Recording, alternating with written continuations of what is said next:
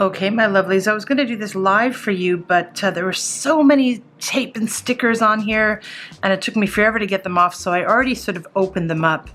And I have to say right away, I'm very disappointed with the packaging. I don't know if this is Zara's fault or the company they're partnering with, but they did put, you know, glass and bin on there to be careful, but nonetheless, everything was kind of mushed up, kind of, you know, boxed up. And I guess it's not appropriate to have this flimsy box for heavy bottles inside as well. This one is the only one that came in a substantial case, but so many stickers on here. And yeah, they had Japanese on top of it. I mean, I have to do that legally, but there were so many stickers, like prices everywhere, and you know, they didn't come off very nicely. And you know, I don't really care about the boxes anyway, but you know, for those of you who do care about presentation, that's definitely a minus point. I mean, look at this discovery set I got. It's all warped. I don't know if you can see that, but it's definitely damaged. There's no way I could give this as a gift if I wanted to. And speaking of which, this is the discovery set, one of the collaborations, I believe, with Jo Malone. Yeah, is it? I think so. So I was interested in that for that purpose. But you know, I'm not really a fan of Jo Malone perfumes. They're lovely, but they have crap performance and they're not particularly original. So I tend to overall steer clear of them. But I thought this might be interesting because I know Jo Malone has sold her company and gone off on her own. So I don't know if this is a collaboration between the new company under New Direction, but it's probably more likely between her and Zara. Or is it? I don't know. Have to look into that. If you know, comment below. But anyway, I will look at these in a different video. And the other thing I'm going to look at in a different video for you guys is this one here. This is a dupe for a well-known perfume. If you can't read it, Tough Bananas, you'll find out soon enough. And here we have this one here. This is Cherry Smoothie.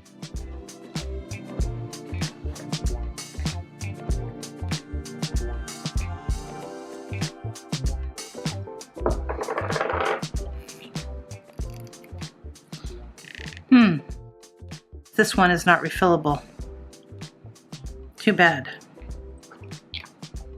And this one here I think I'll talk about in a different video along with the other ones because it doesn't quite match with the others and it kind of reminds me of some other cherry scents. Well, kind of, but no, not really. Anyway, I'll talk about them later. Bye-bye, Cherry Smoothie. But today we'll look at these three here, and this is part of their, I guess, flower series. And right off the bat, I have to tell you that I quite like the packaging of these. It's very heavy. I generally don't like heavy bottles, but this looks quite nice. And what I really do like about it, this is Hibiscus, and it smells great. What I do like about it is that you can decant it. And once you're finished, you can put something else in it. I really like bottles that do that. But it is heavy. I'm really not a fan of that. It does make it look a bit or feel a bit more luxe than it is. But on the other hand, it's not really good for traveling. Too heavy. Overall, I think it looks good. This is that flimsy box. There was a sale on it, Zara. This is why I decided to go splurge and buy all these perfumes. This is not something I would normally do. I've got Orchid, Gardenia, and separately I bought Hibiscus because I'd heard some good things about this and I thought, why not? This is my chance to try some more Zara because I had enjoyed my last video I did for you guys. I think I talked about a few Improbables, that little set of cute little 30 ml perfume travel sprays that I really enjoyed. I'll link to it up here somewhere. Okay, my lovelies, I just had a quick sniff of all of these and I'm going to give it a few days. Going to try them out. And then I'll bring them back to you in the same video that you're seeing right now. Just give me a few days. Woo, okay, I'm finally back on camera here, and I've already made significant dents into at least a couple of these from the balloon line of Zara fragrances that came out this year, at least in this packaging. And note that these are all EDT concentrations in 90, very strange number, but 90 ml bottles, and they're all priced under $20 US each, which is excellent, even if the performance is substandard. And yes, just to let me be honest with you, none of these three fragrances I'm about to describe do particularly well in terms of longevity and projection, but note that I'm pretty critical in that area. And they are better than previous Zara releases I've tried in terms of longevity, but where they do last, the projection is close to null. However, the sillage is nice with these. For the first few hours when I tested them at the office this week, yes, they are daytime appropriate. My nose detected little scent bubbles living not on me, but rather near my person. And this to me signifies that some of these are potentially man-made aroma chemicals, like Iso Super E, for example. Another point is that these are very top-loaded with alcohol. Don't bother sniffing right after you spray because you'll just load up your nostrils with alcohol, and the non-drinkable kind, not so pleasant. And finally, 1 or 2 sprays of these juices will not be enough for these. I probably spritzed 24 times each morning, mostly on my clothes, mind. Oh, it's so hot in here. If you guys hear a background hum, I apologize. I had to keep my air conditioning on. I am sweating. It's brutal summer in southern Kyushu now. Okay, so the first fragrance is the one I preferred least, and it's called Orchid, although there are no orchid notes listed in here, oddly. Orchids are a family of plants that include several genera and species whose flowers produce a variety of different smells depending on the subspecies. I think they're the Venus sex stars of all flowers, and Georgia O'Keeffe might agree. Here are the notes.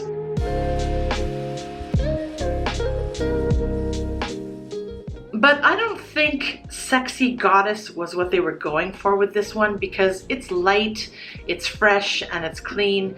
There's zero skank, and personally, sexy to me is a little naughty, not nice. This is a fresh out of the shower, girly floral, fruity clean, and nice smell. I've heard it smells like a clone of Victoria's Secret Bombshell, but that's a brand I have a bit of an aversion toward. I've owned one of their scents before though, and I can't remember what it was, but it was too sweet and juvenile and had terrible performance. It wasn't Bombshell though. Oh, it was Oh So Sexy, and it wasn't sexy. Now, what I do appreciate about Zara Orchid is it's a light, happy, and uplifting fragrance that I don't find too sweet. And what I don't like about it is its terrible performance and the fact that it is, well, it's kind of boring, really. It's a little bit generic, but not at all unpleasant. Nevertheless, I will be passing on this fresh spring scent onto a friend, methinks, because I don't really need it in my collection. Now, Gardenia by Zara has several iterations. It's been released in different bottles over the years. I think all of them have, maybe except Hibiscus. I assume that this is the most recent, and I also assume that there have been reformulations, little tweaks here and there. But this is the note information I have for you directly from the Zara website.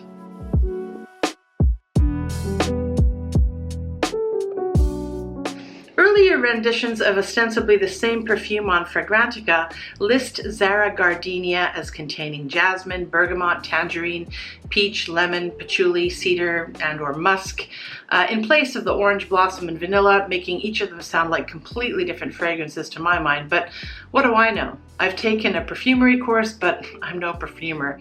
I've both heard and read some people mention YSL's Black Opium as a reference for this fragrance, and I don't remember exactly what Black Opium smells like, but I do remember my disappointment after sniffing it in the department store and my revulsion to the price tag when it first came out. I got a sample of it on the day anyway, and after having used it a couple of times, it cemented Black Opium to my do not buy list because I was not impressed by the performance.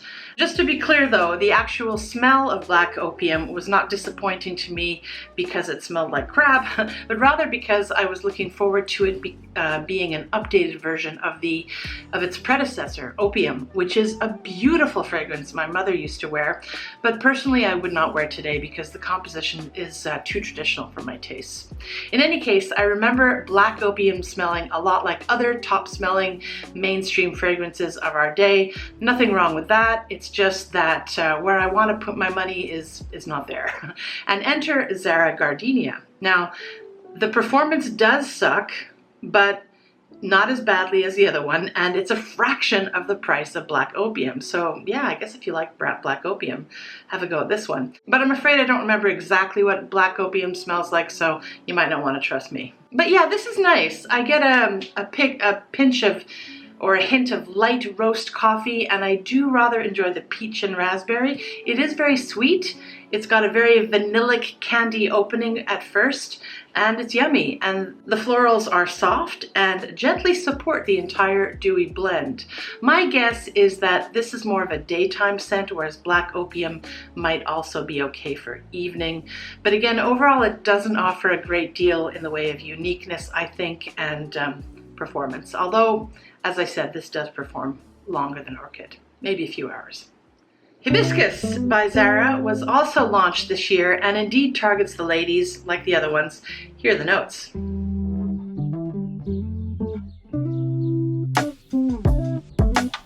Ha! So, Orchid is listed here, but not in the fragrance titled Orchid. Très intéressant. I guess hibiscus is a conceptual note in this perfume to remind us of hot weather.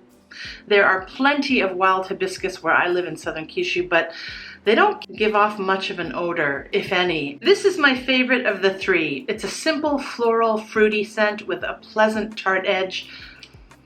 But I admit I may be drawn to it right now because it's gotten so hot. This is very juicy, thirst quenching. It's a fruit punch. The mango is easy to detect, but I don't find there's much in the way of hibiscus because, you know, it doesn't have any smell. It's a top-heavy tropical scent, and that's ideal for warm weather months. The first minute gives you like a blast of tangy, juicy, sour, fresh, water-packed fruit. It settles down quickly into a creamy, warm vanilla skin scent in no time for me, but that's rather expected with the Zara fragrances. It might last longer on you, but sorry, no such luck for me. Thankfully, these fragrances are not very spendy, and some of you might appreciate the dry down more than the initial blast, which is very girly, I think. Reminds me of some brand of sugar-coated sour fruit chews with added juice. No brand name is coming to me right now, but if I think of one, I'll put it up here. Side note, Zara does not list any individual perfumers for their fragrances, either on the retail website or on fragrance websites like Fragrantica, and that, I find, is a bummer. I rather like to know who the artists are, even if it's a team of noses and they don't necessarily have room to indulge their artistic visions. Okay, my lovelies, I'm going to wrap it up here, but I know that this will not be the last you hear from me regarding Zara perfumes. I have the Cherry Smoothie and Jo Malone collaboration samples, and actually have another box coming. That roll-on fragrance dupe I slid past you on the camera earlier. Well, I was impressed enough to go back online and order larger quantities, as well as some other goodies directly from the site, but before doing that, I did check to see if anyone was selling them on Mercari, and indeed they were, for 25 to 50% less. Excellent. All right, fume heads, I'll see you in the next video. Scent Gourmand, signing out. Mwah.